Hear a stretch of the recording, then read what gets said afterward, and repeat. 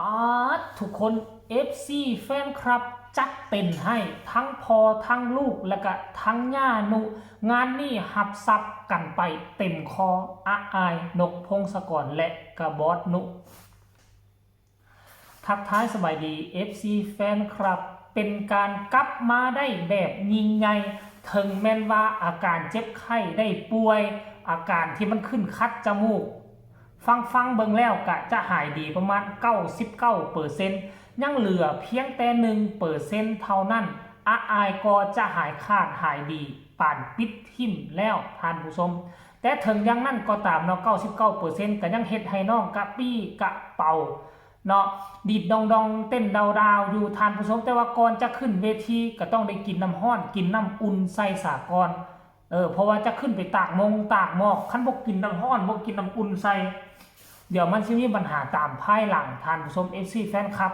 แต่ว่าหน้าที่มันมหัศจรรย์เนาะสิ่งที่มันมหัศจรรย์เกิดขึ้นในค่ำคืนนี้ทีแรกก็ได้ยินข่าวแว่วๆก็สิมีแต่บอสน้อยอาอายเนาะบ้านฮักบอสน้อยอาอายที่เพิ่นเตรียมมาลัยมาให้อาจจะบ่ได้เป็นมาลัยใหญ่ล้นหลามมาลัยอันน่ะมูลค่าหลายล้นหลามดอกแต่ว่าเฮ็ดให้ด้วยจิตด้วยใจอาอายก็บ่ได้ดูหมิ่นดูถูกแต่อย่างใดแต่ว่าสิ่งที่มหัศจรรย์ไปกว่านั้นสิ่งที่พวกเขาคาดบ่ถึงนอกจากบ้านฮักบอสน้อยอาอายแล้วยังมีอีก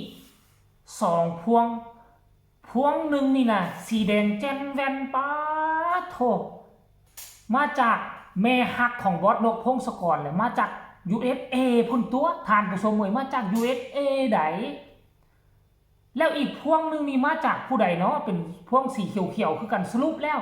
ฮับไปเนาะมื้อวานนี่3พวงบอสนุกับบอสน้อยหน้าได้1พวงและพวงใหญ่และมูลค่าหลายที่สุดนั่นก็คือบอสนกพงศกรพวงใหญ่ๆออกเป็นว้าพุ่นแหละปะโถเป็นวันที่ยิ่งใหญ่อีกค่ำคืนหนึ่งเนาะการกลับคืนมาสู่อ้อมกอดอันน่ะพ่อแม่อยู่ทางบนเวทีของน้องอาอายค่ำคืนนี้ก็ถือว่าสร้างกระแสจุดฮือฮาให้กับเสียงดีฮกมีความกระปี้กระเป๋าขึ้นตื่มจากเดิมนะ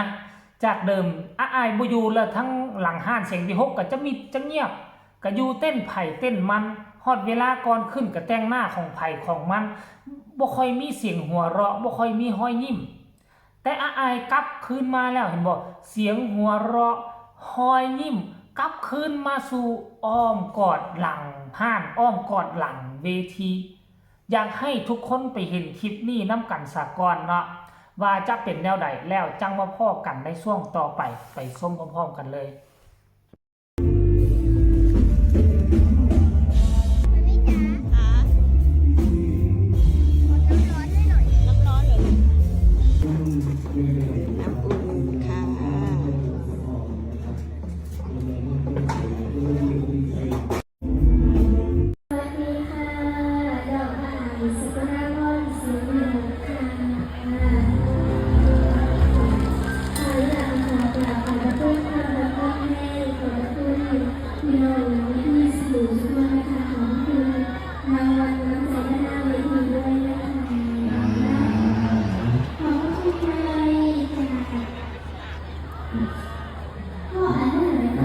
คุณแม่อ้อยออสเตรเลียแม่อ้อยบ้านออสเตรเลียทำดีคุณหญิงมากครับแม่มาดีแม่มาดีแล้วก็นะบอสน้อยอายไม่ค่อยดีได้ดีไม่ค่อยดีเสียบจอพ่อนั้นไม่ดีก็ออกแม่น้องแข็ง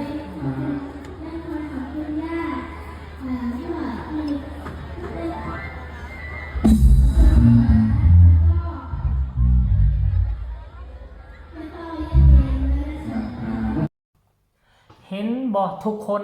เห็นบ่ FC แฟนคลับของน้องอาอายสกุลพรลูกสาวของพอนกพงศกรเศร้ามื้อนี้นะทุกคนอากาศค่อนข้างว่ากลับคืนมาเย็นแล้วได้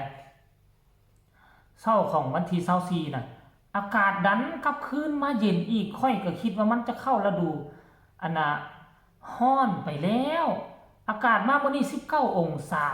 ปกติแล้วมันก็ต้องอยู่ในราวๆประมาณ21องศาแม้21องศาท่านผู้ชม FC แฟนครับอากาศ ตกมาในปีนี้นี่เอาแนวเอานอนบ่ได้มีขึ้นลงบึดเดี๋ยวฮ้อนบึดเดี๋ยวหนาวให้ทุกคนระมัดระวังเอาเด้อโดยเฉพาะกับพี่น้องชาวหมอลำของพวกเฮาต้องระมัดระวังเอาไว้เป็นพิเศษหั่นละท่านผู้ชมเนาะอันนี้คือภาพบรรยากาศเนาะหลังจากน้องอายได้มาลงมาลัยน้ำใจบ่ว่าจะทางด้านหน้าเวทีบ่ว่าจะเป็นมาลัยทางกลุ่มบ้านฮักแม่ฮักต่างๆเอามามอบให้ก่อนจบเพิ่นก็ขอบบุญขอบคุณกล่าวทักทายสบายดีเนาะมาลัยจากบ้านฮักมาลัยจากบ้านฮักหลังนี้หลังนั่นมาลัยจากแม่ฮักคนนี้คนนั่นฟังสำเนียงเสียงเบ้าละโอ้ยเบาอ่อนนวมนุ่มละมุนผู้ใดได้ฟังก็ได้ใส่สุดสีบัวกระโปรงสั้นแจ็ดแวดเป็นตาฮักเป็นตาแพงสมวัย13 ปีเฮ็ดได้ซ้ำนี่บ่มีไผเทียบได้ดอกเอาคนอายุ13 ปีอยู่หมอลำผู้ใดแน่สาวหมอลำก็มีเด้มีน้องใหม่ทั้งสาวน้อยลำเพิ่นโชว์น้องวันใหม่แล้วก็อีกน้องคนนึงชื่อว่าน้องหยังก็